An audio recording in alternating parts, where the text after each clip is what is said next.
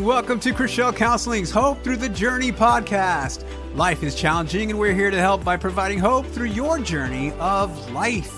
We'll help you create the life balance you want and deserve. Here we talk about all things mental health and so much more in a simple and easy to understand way.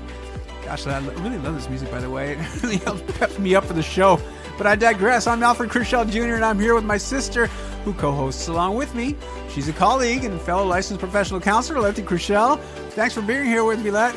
Oh, Al, you know it's always a pleasure. Let me tell you what, I almost didn't make it today. Really? Why? Let's just say, I'm still working on my relationship with the procrastination, and it's winning a lot, but I'm still in it. I'm still in the fight. Plus, the lawnmower was at peak performance this morning while I was working, so that didn't help. Yeah. So how did that make you feel, Let? I'm not going to lie. I was frustrated and annoyed. It never fails. When I want quiet, I get noise. So frustrated and annoyed, huh? Yes. Sounds like a great segue into today's show, don't you think? Wow, I can't believe it. We've got another interesting topic that we have to talk about, and I'm glad we are here to do that because it affects every human being on this planet. The emotion and feeling we call anger. Yeah, frustrated and annoyed is part of being angry. Doesn't hearing the word alone conjure up negative thoughts for all of us? Anger could be like a trigger word. Very easily. I mean, society has told us that anger is a bad thing and that we should do everything in our power to not be angry. Right? We even hear in conversation with someone else, you're talking to someone and they might say something like, I need to tell you something, but don't get angry. Oh, my favorite. I cringe when I hear people say that, mainly because you can't tell people how to feel. If they want to feel angry about it, it's okay. It's what we do with the anger that can get you in trouble. Absolutely. It's like you're being set up when someone says, but don't get angry. Yeah, exactly. Your defenses automatically set in. And my first thought is, don't tell me how to feel or not feel. Yeah. That alone is upsetting. Yeah. So that conversation's not going to be off to a good start. You're just waiting for the ball to drop. I think there's always been a taboo on the anger emotion. Yeah. Early on we learned not to express our anger because it was a negative feeling. That's what they told us. But as a result of that, we didn't really learn how to handle the emotion or channel it in a healthy way. Didn't get a lot of anger management growing up, I don't think. All right. So then let's explore anger in today's podcast, shall we? All right. Let's talk about what it is, why we get angry, how it's expressed. Let's give the audience some actionable strategies and tips on how to manage it, and then talk about why it's so important that we learn to manage our anger. What do you think? Let's do it. All right. We kind of already busted the myth about anger earlier, but here it goes again a little more clearly. Anger, everyone, is a natural emotion, just like happiness, sadness, and all of the other emotions we feel as human beings.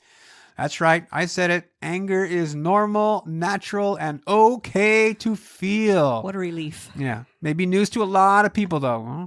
The other thing to remember is that there are stages of anger, and it's important to be able to identify where you are falling in those stages. Because if you're aware of it, you may be able to address and process it before the fuse blows. Oh. Does that make sense? Oh, why don't you explain that a little more? A little more in depth? Yeah, in depth. All right. So let's review the stages of anger and what they may look like. Okay. There are 4 stages. The first stage is what we call the buildup. When we become annoyed or irritated at someone or something. All right, so that's the buildup. Got it. The second stage is the spark, the trigger that ignites the fuse. The trigger. Like, I don't know, being stuck in traffic when you need to get somewhere, or maybe a canceled flight when you're already sitting at the airport. The third stage is called the explosion, right, which is the emotional outburst. And that could come in several ways. It could be yelling, it could be crying, it could be throwing things. We see that all over the place. Mm-hmm. People don't even hold back anymore. Like you're on in the a football store field, shopping, on the football field, at a store shopping. It's uncomfortable. Very uncomfortable. And the final stage is called the aftermath. And that's the calm after the storm. Oh, that's where you get a chance to analyze the anger itself, right? Right. You get a chance to settle your thoughts and process, like, what just happened. You might start by asking the question, why do I get angry? And the answer is actually pretty simple. We get angry when our expectations are not met. So think about the last time you got angry about something. You expected something to happen, and when it didn't, boom, anger was born. And again, it's completely okay to be angry. But let's look a little deeper into why we get angry, though. There are 4 reasons why any of us get angry. And these are in no order, but we get angry for one of these 4 reasons. Okay. Either 1, we didn't get what we wanted, right? There's that whole expectation thing again. Right. Didn't get what I wanted. We felt like our self-esteem was being attacked. Ooh. Another reason is that we felt there was an injustice being done. Something wasn't fair, and so we got angry about it. Or finally, we felt a threat of bodily harm.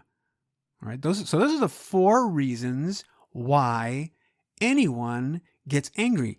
So if you go back and take a look at times you got angry, they would fall into one of those categories.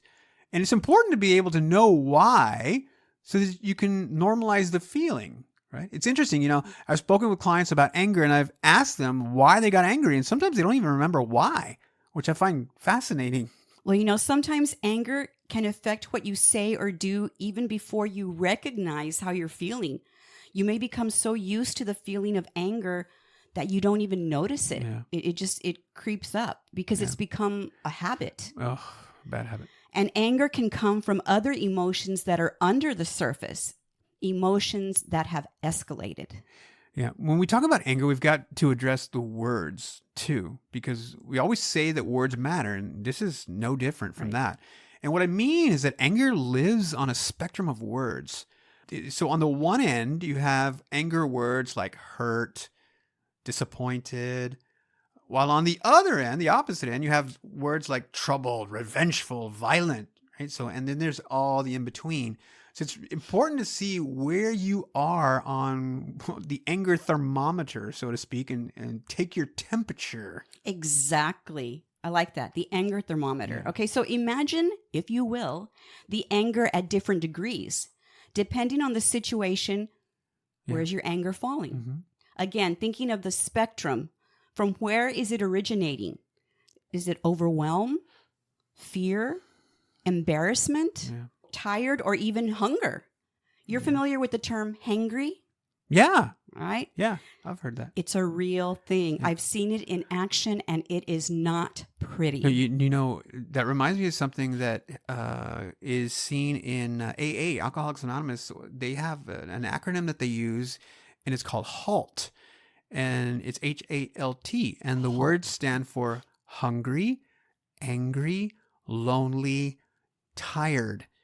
And the premise is that if you feel any of these things, if you feel hungry, if you're angry, if you're lonely, or you're tired, then you need to be very careful, because these could trigger relapse. I think this is what you're talking about here when with hungry being a trigger to anger. Is that what you mean by that? Yes, that is exactly what I mean. I'm going to share my hangry story, okay? All right. I'm going to try not to name names here. Okay. All right? Because, Anyway, I just remember this one incident. We were shopping. There were 4 of us. Mm-hmm. And we were shopping. And, we were having a good time. And everybody's, oh, that looks good on you. Yeah. All that.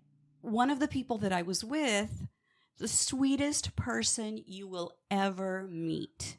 Wow. Sweetest. Okay. Yes, All yes, yes. Love her. She's always so helpful, and she was one of the ones, oh, that looks nice, or what about this color? Yeah. All this. Yeah. And all of a sudden, you could just see a change in her. She became a little snippier. Wow. as the morning wore on a little bit, and I've never seen this side of her. She wouldn't answer questions, and she was kind of just, and then the other person who knows her really, really well said, oh, she's hungry. Oh. Somebody feed her. Oh.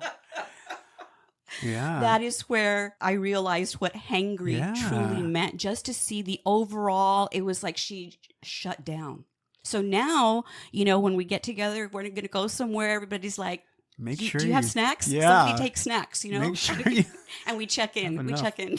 Do we need to stop and eat Yeah. somewhere? No, that's good. That's a good thing, actually. It's a healthy thing to do. Right, right. But yeah, hangry, it's a real thing. Like you said, more people than not suffer through hangry. All right. So back to the anger thermometer. And with the anger thermometer, we know two things to be true. One is that we are able to manage our anger better if we're on the low end in that hurt, disappointed side Right. of the spectrum than if we start at the other end, right? Obviously.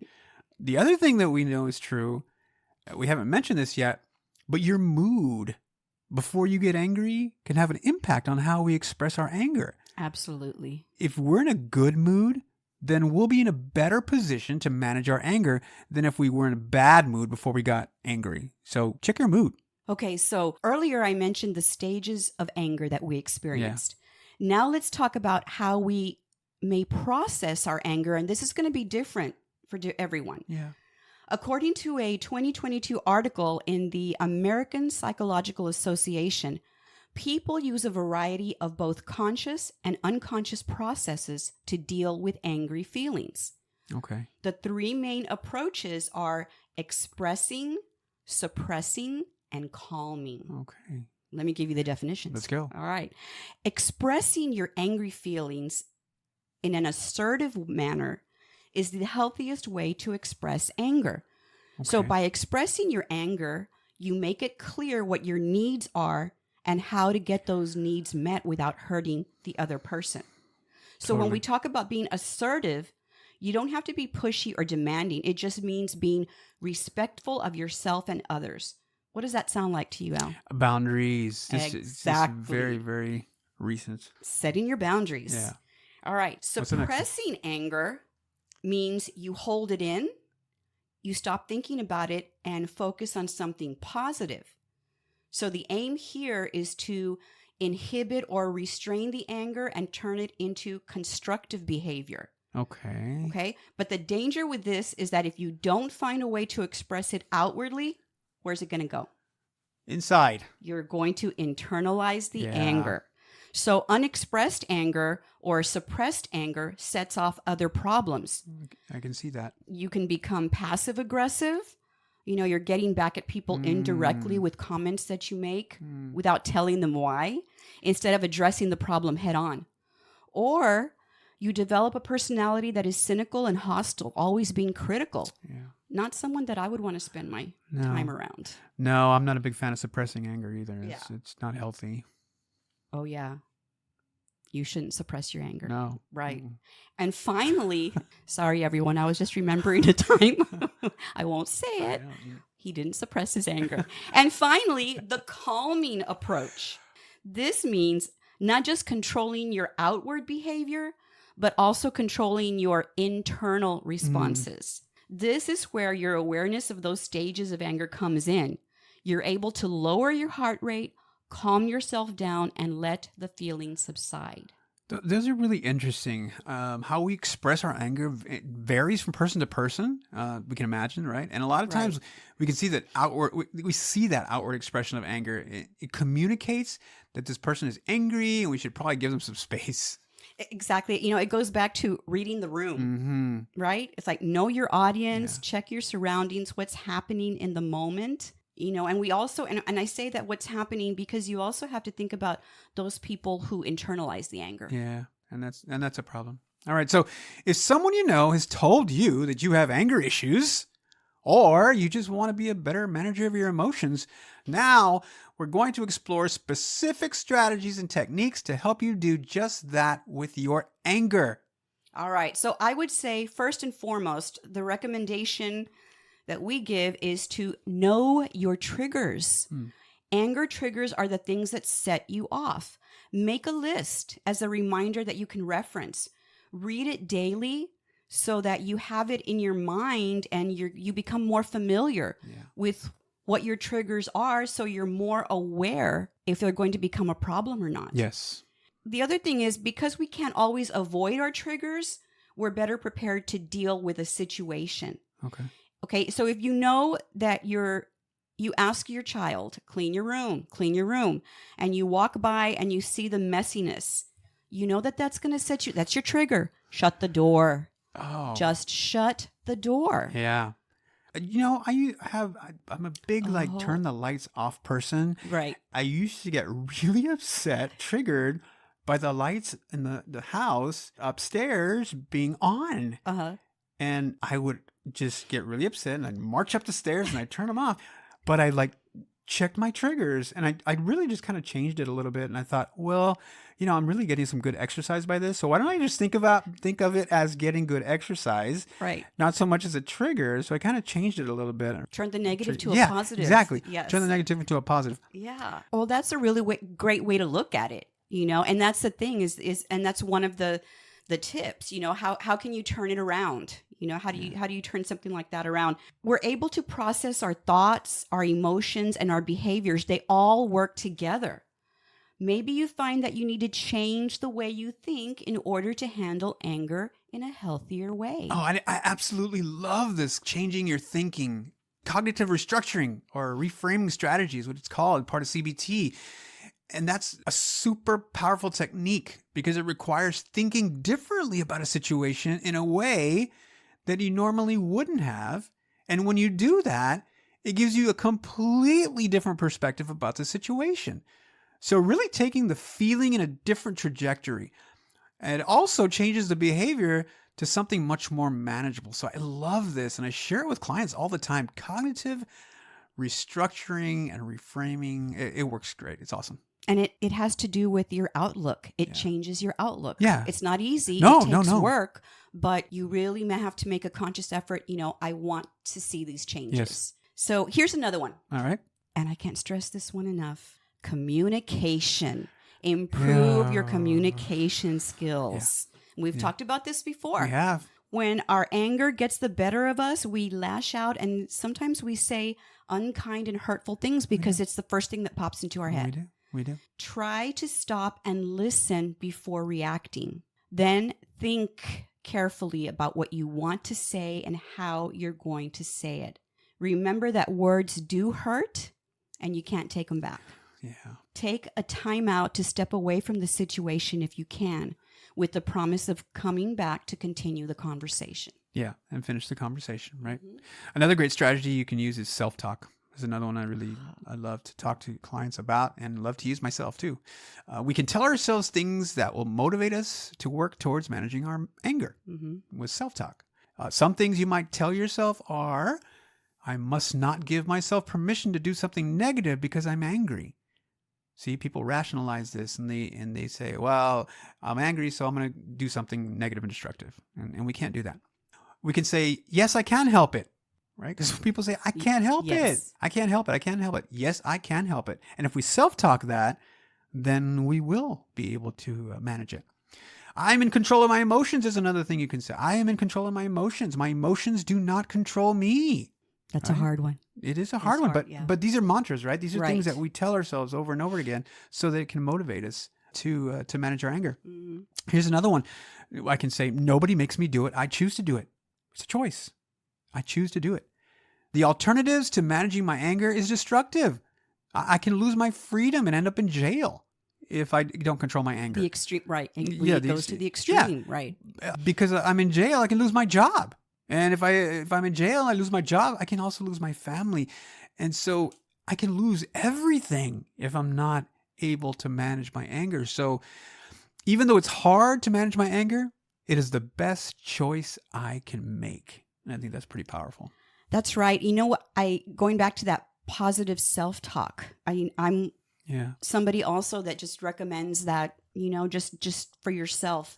The more that we practice the self-talk, the better we feel about ourselves. Yeah. That's our self-esteem. Our self-esteem goes higher. Which helps us manage our anger. Right. And the better we feel about ourselves, the better our mood is. There's that good mood. And the better our mood is, the better we're able to deal with our emotions and handle people and situations that come our way. Yeah. So here's the thing. Anger is a normal human emotion. How you handle your anger makes all the difference in how a situation progresses. If you occasionally find yourself getting angry or losing it, by doing or saying things that you later regret, there's good news. The good news is that you can change how you respond to feelings of anger. Yeah. Remember to check yourself, monitor your feelings, identify them and monitor them. Avoid triggers when you can. Have a plan. Yep. And above all else, give yourself grace and patience. Can't forget that. Celebrate small successes. Recognize situations when you calmly exited or avoided an angry display of emotions. Yeah. You handled your feelings successfully. Give yourself a high five. As you learn to manage your anger, you'll feel more self-confidence and contentment in your life. And who doesn't want a little more happy in their lives? Yeah, that's all sounding good. Well said, Thank you. Anger, one of those things that you experience, right? We experience the feelings of anger, but manage it just like everything else. Right. We hope you've been able to learn and pick up some valuable information about anger and how to manage it a little bit better. Look, we all need to work on managing our anger. It's a daily process, but so worth it. I know it helps me in my daily life, and I'm sure it will help you too. We want to thank you all so much for joining us for today's podcast. If you enjoyed it, please submit a review to let others know all about it. Hit the subscribe button and don't miss out on future episodes either. Also, please subscribe to our blog if you haven't already on our website at CrixellCounseling.com, CRIXELL, counseling.com for more mental health tips. Social media, if that's your thing, I'm on Instagram at CrixellJr.Alfred. Where can people find you on the Insta? Mine is Anna Chriselle. If you haven't started following us yet, please go follow us right now. Once again, thank you for taking time to listen to our podcast. Keep coming back for more. We'll be here. That's right. Thanks so much, Lev, for sharing a little bit of you on the podcast today. Life is a journey, everyone. Thank you again for allowing us to share a little piece of our life with you. Remember, you're not alone. We're in this together. We got this. Talk soon. Goodbye.